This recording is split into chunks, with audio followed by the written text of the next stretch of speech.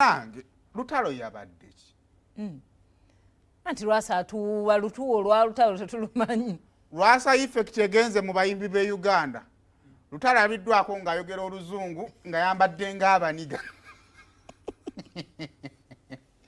Kino ekyalwasa gye kitutwala nze simanyi. Anfaanaddemu Edirisa. Oba kikyo bazina wadiza ekenzo z'abantu zezimutabudde. Naye engeri bannanga aboogera oluzungu mubawe ekitiibwa. Oludda oluzungu lwakanudde Lutalo. Wanumbe gyali ayogera oluzungu ne tuti. Omanyi ekintu kizibu ky'oluzungu kiri kimu. Bwe tulaba aboogera oluzungu tudda mu kuseka, ombe gyali ayogera oluzungu wano ate nga tuli mu kuseka busisi. Kale ffe kimu ky'omanyi kitusesa. Efo ky'okukwatawo. Ky'okukwata. Lutalo yabadde ayogera oluzungu oyinza okulowooza ali ku buyungu. Yafunyeemu omusujja gwa mulalama. Akubye n'ekinu. Lwasa ky'otukoze kibi nnyo.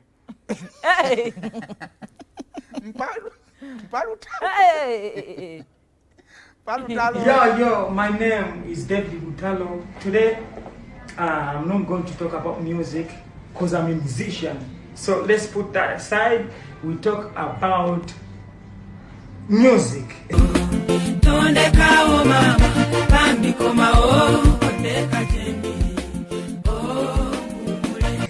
Because music is food for the soul.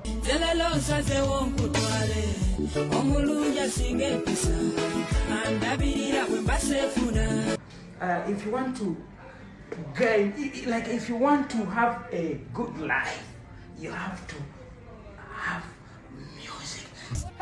Just get David Lutalo's CD, is that it? Enjoy his music because his music is so nice.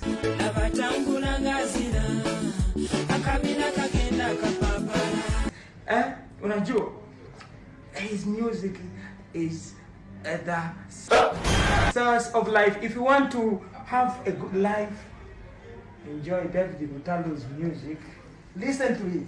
Get it? Listen to it. Enjoy it. What? And the motorcycle, which was carrying 2 billion passengers. Get out of here right now. Manai. Nosanga omuntu ng'akyalina ebimutawaanya ng'alaba sheeno.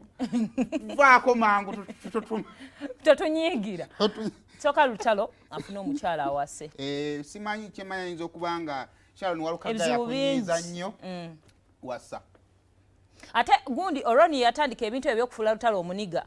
Amukyusiza erinnya atumyemu David Luti. Naye kati obuzibu bwe tufunye buli bumu omuyimbi w'eggwanga kweruma lulimi.